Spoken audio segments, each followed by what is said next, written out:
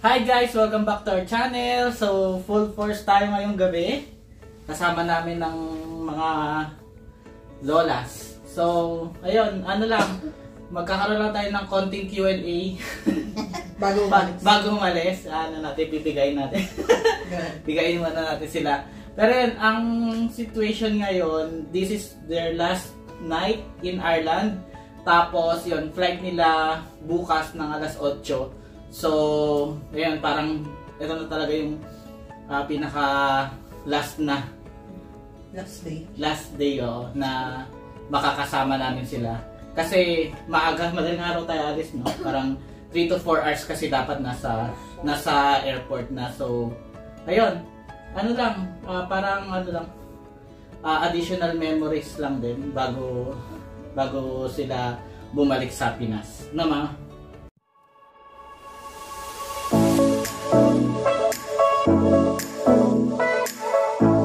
So yun, ano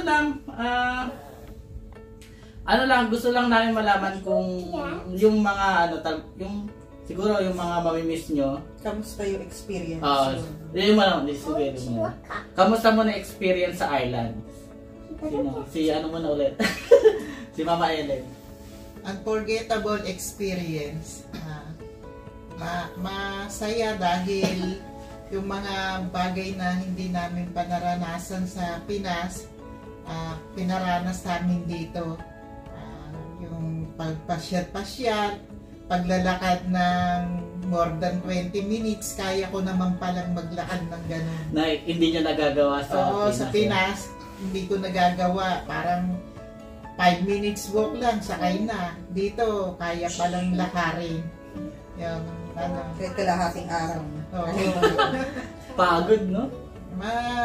Talagang masayang memories na iti-treasure habang malakas at nabubuhay pa. Yun. Oo, yun. Parang inaano din talaga namin na mas maraming memories, like maraming pictures, maraming videos, maraming vlogs, para may mababalikan sila kahit na nasa Pinas na sila. Pero kasi, ayun nga, kasi syempre hindi naman natin masasabi na last talaga nila na pupunta dito sa Ireland. Pero since, yun nga, hindi natin masasabi, nag-effort talaga kami na yung unang punta pa lang nila dito, na agad dapat yung the best na. Oh, I mean, sulitin na kasi ayaw namin na, sigurado kasi kami papabalikin namin kayo, di mo kasi masabi yung future. Hindi, wag tayo maganda, parang ganon. Diba? So yun, gusto lang talaga namin ma-maximize yung stay nila dito para mas okay siya, diba? Mas madaming memories. Mas madaming memories. Okay, si Mama naman. Ako naman, syempre, good evening. Ang mga memories ko dito talagang, Diyos ko, super. Lalo na, super lamig talaga. Yung para bang nanginginig ka talaga. Gumagalaw pati yung Diyos ko. Tsaka patong-patong ang damit mo. Kahit na patong-patong pa yung damit mo. Hindi ka pinapapawisan. Oo, yun. Hindi pinapapawisan. At saka yung hindi ko talaga makalimutan yung memories na punta sa... Kilaloy ba yun? Kailarni. Yung unang pinuntahan natin. Basta yung sa kainan yun sa restaurant. Yung nag-order ng... Dahil sa sobrang lamig, siyempre ang nasa isip ko, soup. Di siyempre, in-order ko soup. Tapos nagulat ako, Diyos ko po. Ang laki ng bowl. Parang 2 tao yata ang kakain, saka pwede kang lumangoy. Diyos ko, talagang yun, hindi ko talaga makalimutan. At saka siyempre sa mga, dito, yung mga sa kapaligiran, yung mga puno, magugulat ka na lang din. Mas malaki pa sa building, ang tataas talaga. Yung talaga, shocking, gulat talaga ako doon. Siyempre yun, saka siyempre, napapasalamat ako sa kanila, sa pamilyang Makmat, kay Kare, kay Pempen, at saka sa Bibi, sa Johnny Kare. Nawa naman, maging maayos po sila dito. Yun lang, maraming salamat. Thanks God. Siyempre, hindi ako sarili masyado sa ganito. Okay na yun. Yung unang tanong. Ay, marami po ba? Marami na. Todo sagot na si Mama eh. Sa sunod siguro, na rin ba yung pinaka kung ano yung mamimiss? Iba pa yun, di ba? So yung next question na kung ano yung mamimiss nyo sa Ireland pagka nasa Pinas na kayo, parang ano yung mga hindi nyo makakalimutan or yung kung ano yung mamimiss nyo sa Ireland. Si Mama muna. Siyempre kanina sinabi ko rin yung lamig. Isa na yun. Isa na talaga yun. Na talagang yun ang pinakang experience ko na talagang naramdaman ko. Mamimiss mo yung... Siyempre, yung mamimiss ko talaga yung lamig. Ano pa? Sumainit sabi. Pagdating mo naman sa Pinas, sobrang naman ang init. Pawis. Ano pa? Ano pa ba? Yun na lang siguro.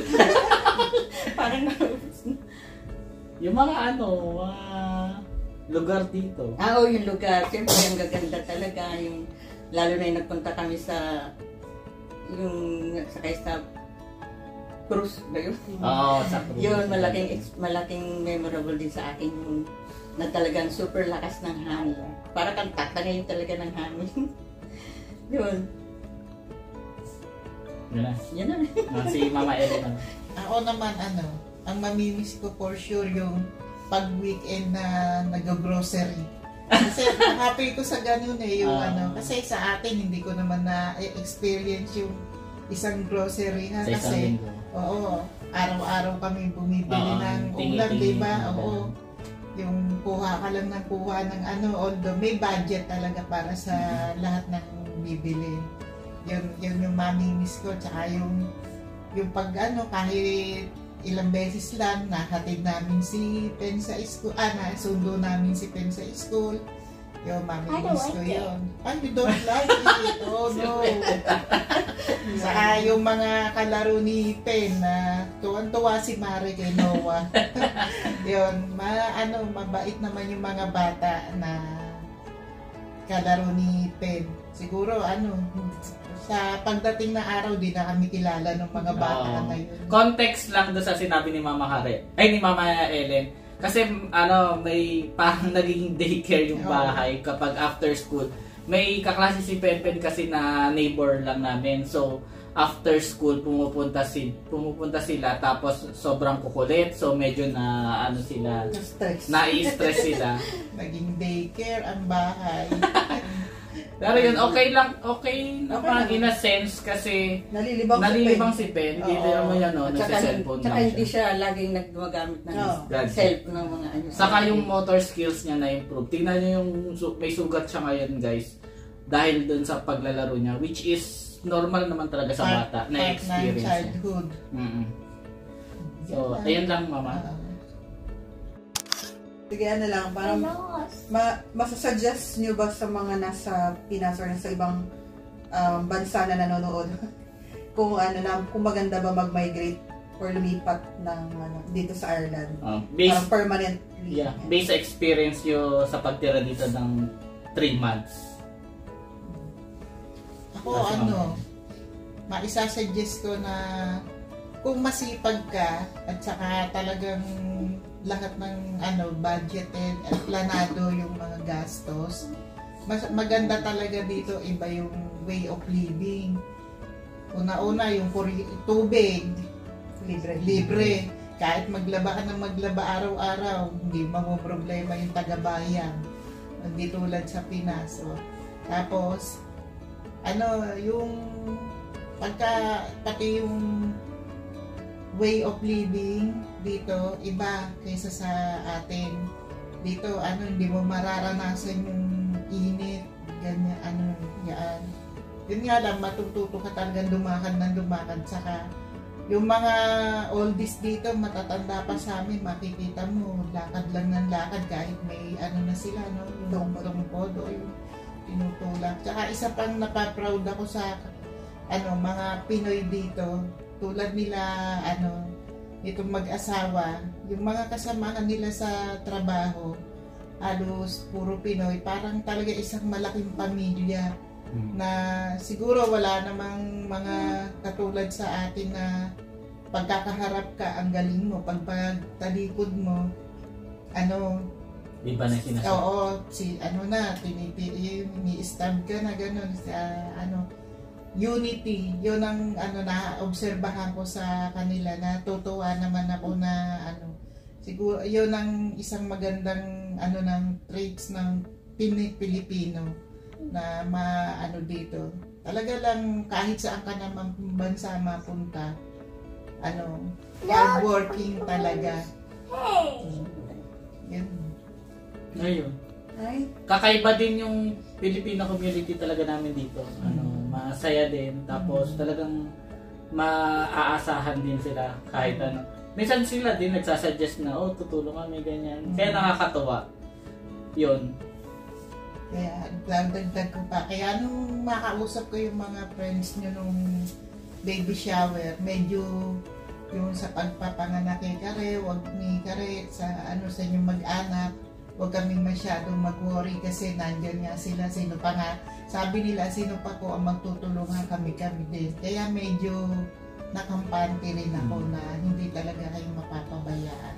Although mga bata-bata pa sila, di ba? Thankful sa naging friends nyo dito. Sa Pinas naman, may mga ganun din. Kaya hindi mo talaga maiiwasan yung hindi lahat ipiplease ka, di ba? Si Mari naman. Ikaw, ma? Ay, halos nasabi niya. Sa ano? Pero siyempre, maganda rin dito kasi ang mga dito, mga tao, parang ang babait nila talaga. Yung pagka nasalubong mo sila, mag-hello, gano'n. Siyempre, parang nakakatuwa talaga na parang yung wala kang sa pag nakasalubong ka, hello lang. hindi yung chismosa. Hindi yung mga gano'n. Chismosa. Talagang sila, Tama, tsaka pag kayo sa sasakyan naman, na tatawid ka, talaga nag-i-stop talaga sila, kami paunahin tumawid. Yun ang, parang, syempre parang, dito yung mga tao ba, yung, meron silang, ano tawag doon? Na, pinagbibigyan talaga nila yung mga, katulad ng mga ganyang mga taong, Yung mga Polite. polite, oo. Yan, maganda. Yan. Tama yung sinasabi ni Mama, kasi, okay yung mga pakikitungo ng mga lokal dito. Although, syempre, di mo mayawasan na may mga racist din, pero minimal lang. Di ba? So, parang, sa base sa experience sila, wala silang na experience na nanggaganon. Di ba? Puro mababait. Oo. Ayun, kaya marerecommend daw din talaga nila na ayos mag-migrate dito. Ano pa? At saka para bang press ang mind mo dito, gano'n. Yung, Kasi may work-life balance. Hindi lang puro trabaho yung Oo, may talaga. Katulad yan, yung pamamasyal. Talagang Makikita mo sama sa yung mga weekly na dapat gawin na hindi puro work. lang.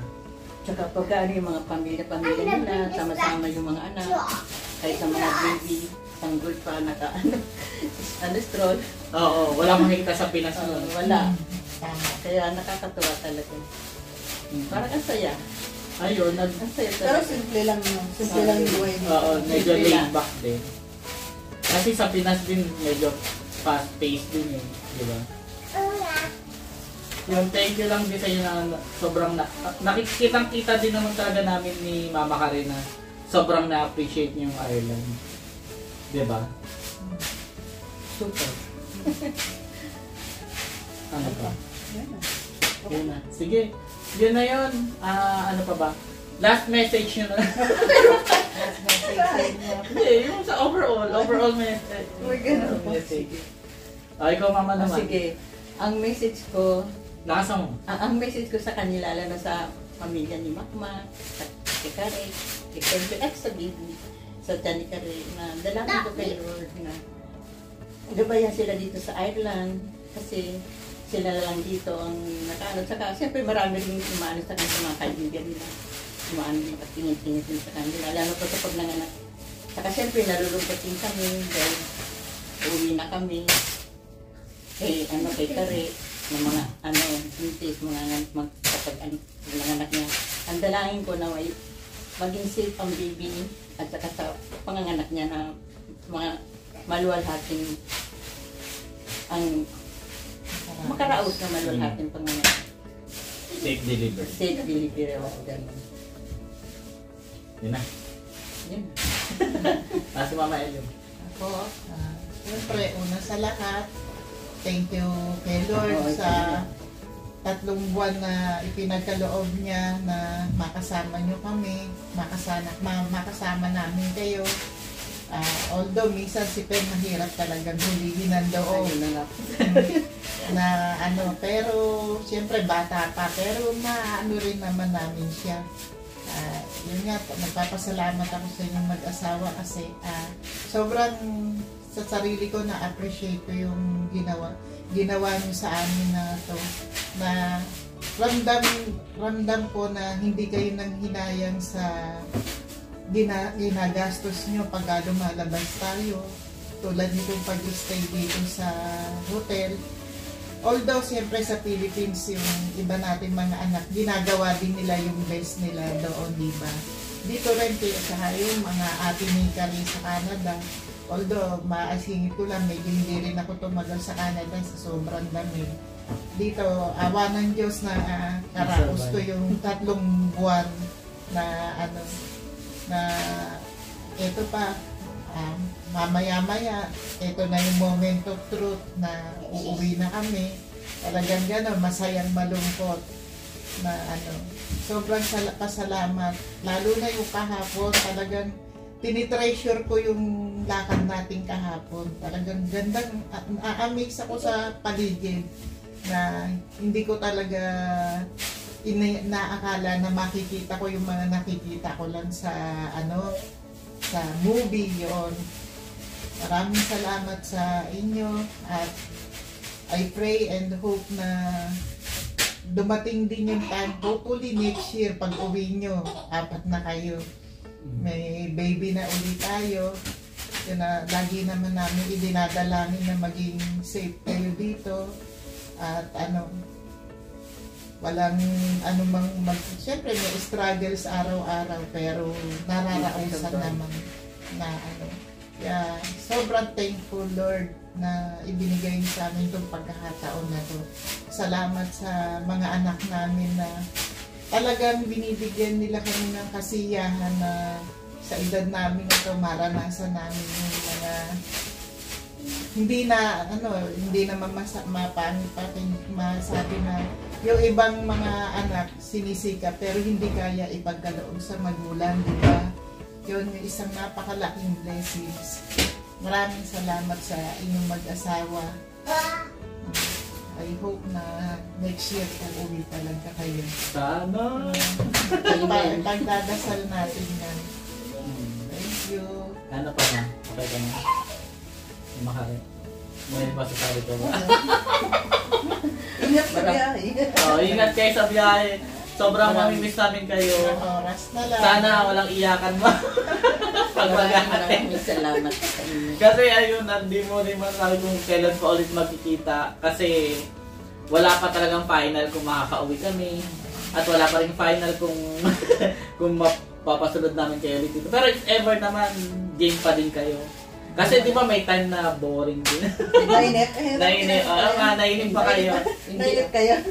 Hindi na. Pag walang Hindi travel, naman. hindi kayo nainip sa bahay. Hindi naman sanay din kasi. Kasi nadibang tayo din doon sa mga bata. Yung mga bata kasi. Oo. Malaking din yung mga bata. Yun na lang, pagka yun talaga sobrang lamig. Ayun yung mahirap talaga. Oo. Pero kasi naman din, compare mo din yung lamig dito sa Canada, di ba? Oo, Super sa lamig. Canada, super lamig talaga. Na yun. Iba pala yung iba talaga yung, oo nga, nakikita tayo sa video. Iba yung personal talaga kasama. Iba talaga. Ayun. At saka isa pa, Sige, ang dalangin ko rin kay Lord, nawa naman si Pen-Pen. Kasi parang alok na alok talaga siya, yung talaga siya sa atin. Hindi ko alam kung bakit ayaw niya sa akin. Hindi, feeling ko din kasi nahihiya din si Pen sa'yo. Kasi ganyan yan talaga, kahit Pero tanda ganyan. kahit sa mga bata, yung mga kasama namin dito, hindi siya talaga nakikipsalamuhan kasi mahihain talaga siya. Eh, siyempre. Tapos hindi kayo masyadong nakakapag-usap din na Pero yun, at natin. At isa pa rin ako, mahihain din. Isa Oo. pa rin. Ano eh. Tapos Apo mo yung mama kasi kasi talaga. nakausap mo Oo. sa pen dahil kay Liam. Oo. Eh, wala kasi sa yung bata. Hindi, sabi ko nga kay Mare, Mare, yan, ganyan talaga si Pen, may maliit pa, kung sino lang yung kasama niya dati, di ba kasama ako, si Marian. Maano talaga yan, masupladita Siyempre, talaga. naiintindihan ko Tapos, nung nag-pandemic, di ba hindi na ako nakakapunta doon, si Marian na lang, kayong tatlo na lang. Paano magkita ulit kami? Suplada na naman siya sa akin. Ngayon, nung lumalapit-lapit na siya sa akin, nung pumupunta-punta sila, paalis naman sila. Sabagay, siyempre bata pa yan. Bata pa. Naiintindihan ko naman yan. Oo na. Pero yun, Oo. magkakasundo din kayo yung Ayun. Ayan. Tsaka talagang pinilit ko rin halik-halikan sa kanya kapin. Kahit ayaw niya. Oo. So yun, magbababay na kami, mahaba na yung video. Okay. Separate video na lang natin ito sa Dublin vlog natin, no? Kasi mahaba na siya. Pero yun, sobrang thankful talaga kami. Thankful and grateful na nakapiling namin kayo kahit in a short period of time. Di ba, Mama Kare? Yun, sobrang saya namin. Kaya talagang nagpipilit kami gumawa ng video pag merong chance para mapanood. Kasi Panoorin nyo. panoorin niya ng panoorin. Huwag mag-skip ng ads. Oo, wag mag-skip na ads. So yun, magbababay na kami. Please follow us also on Facebook. Nagpo-post na kami kahit paano, di ba, Mama? And then, yun, please subscribe to our channel. Sa inyo, please subscribe. Please subscribe. Please subscribe! Please subscribe. Bye! Bye! Happy trip, mga lolas, mga mama. Bye! Salamat. Ay, picture tayo.